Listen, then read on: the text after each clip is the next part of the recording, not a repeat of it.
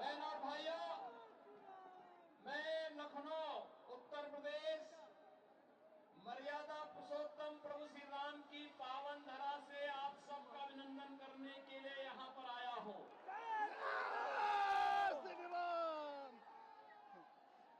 और इसलिए मैं आया हूँ क्योंकि 500 वर्षों का इंतजार समाप्त करके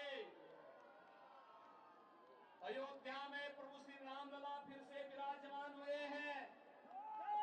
स्वाभाविक रूप से मां जानकी के मायके के नाते सर्वाधिक खुशी आप लोगों को हुई है।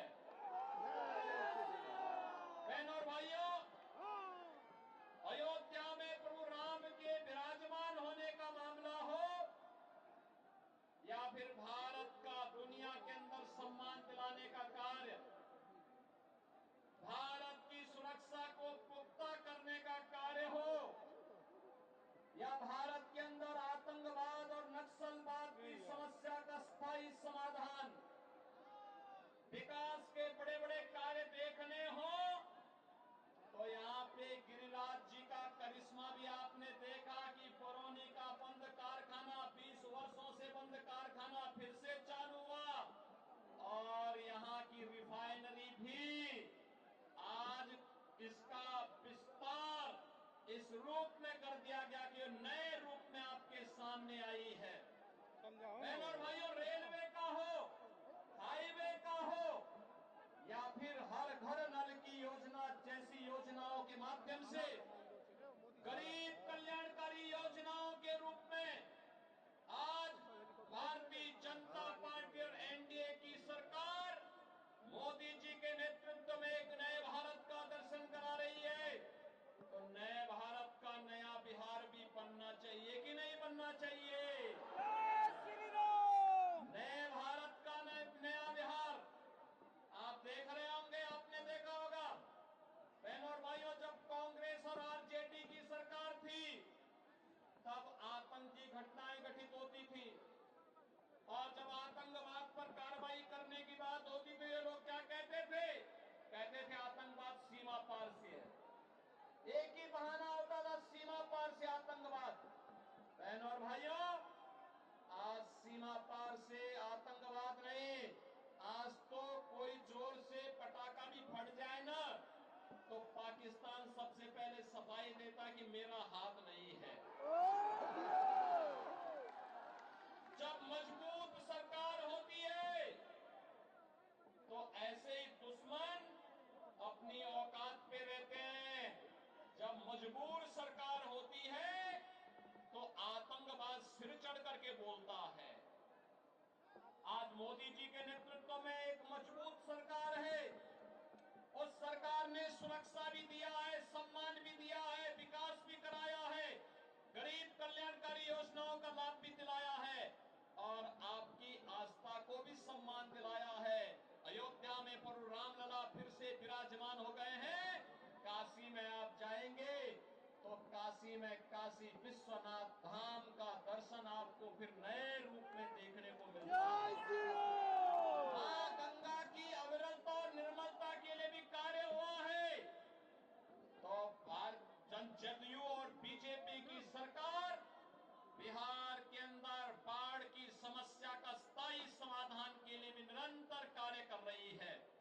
बहनों और भाइयों, भारतीय जनता पार्टी आज अपने सहयोगी दल जदयू, लोजपा और अपने अन्य सहयोगी दलों के साथ मिलकर के इस चुनाव में इसलिए आई है कि मोदी जी के नेतृत्व में 10 वर्ष में हमने एक आधार तैयार किया है विकसित भारत का।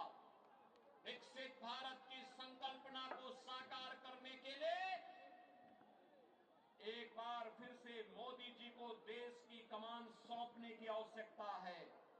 अब तक 3 चरणों के चुनाव हुए हैं और देश का सबसे बड़ा राज्य उत्तर प्रदेश है, 80 लोकसभा सीट है और हमने तो तय किया उत्तर प्रदेश वासियों ने कि 80 की 80 लोकसभा सीट पर कमल खिलाएंगे। मोदी जी को 80 की 80 मोदी जी के गले में पहनाएंगे। और मैं अब तक कह सकता हूं कि कई राज्यों में मुझे जाने का अवसर प्राप्त हुआ। एक ही स्वर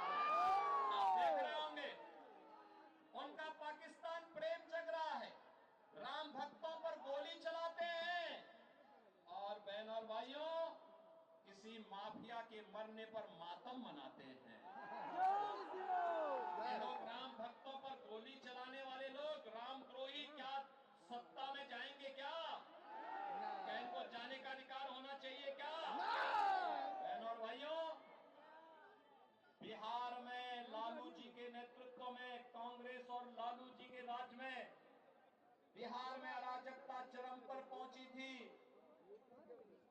नक्सलवाद और आतंकवाद सिर चढ़ करके बोल रहा था। गुंडागिर्दी चरम पर थी। और लालू जी आज भी जब भारत डिजिटल युग में प्रवेश कर चुका है, तब भी लालटेन युग में आपको ले जाना चाहते हैं क्या? लालटेन युग में जाना चाहते हैं क्या? लालटेन युग में जाएगा बिहार क्या?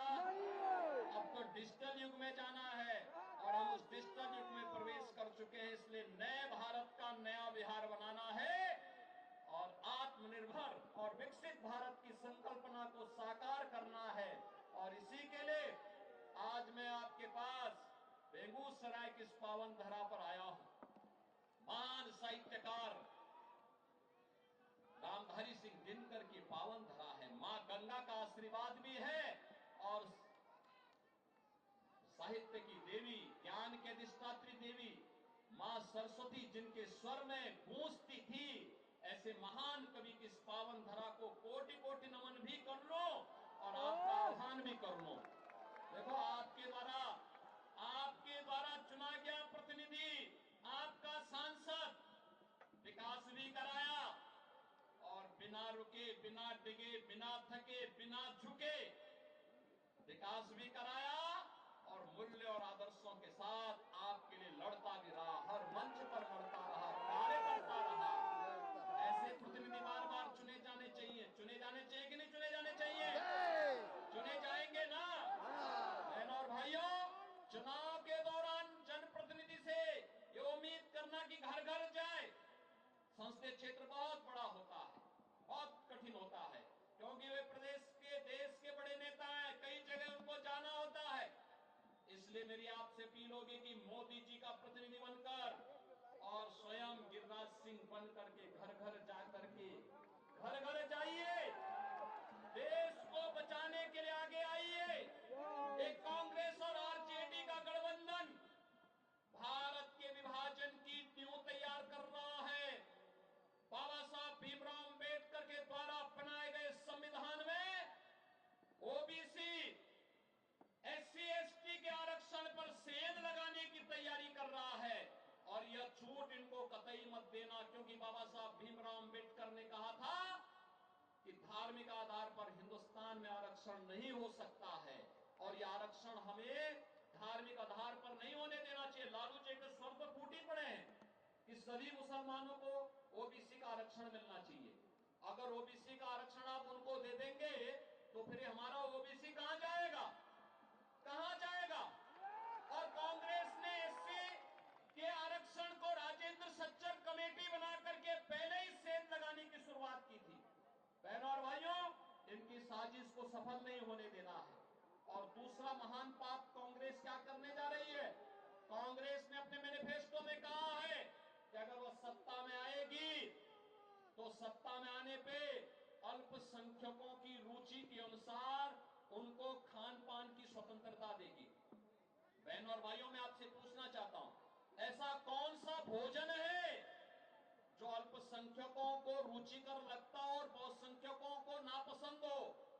भाई, सत्तू तो सभी खाते हैं, बाटी चोखा भी सभी खाते हैं, लेकिन एक में है, हमारा बहुसंख्यक समाज कहता हम गौ मांस नहीं खाएंगे, गौ हत्या भी बर्दाश्त नहीं करेंगे। क्या इसको स्वीकार करेंगे क्या कांग्रेस की इस मंशा को? क्या आरजेडी की मंशा स्वीकार होगी? बहनों और भाइयों, नहीं होगी। तो इस पाप के लिए इनको माफ भी मत करना, इनको माफ भी नहीं करना। जो लोग रामद्रोही हैं, जो बाबा साहब भीमराव अंबेडकर के द्वारा बनाए गए संविधान को धार्मिक आधार पर बांटना चाहते हैं, जिन लोगों ने आपको विकास से वंचित किया, जो लोग बिहार में अराजकता के कारण थे, ये चुनाव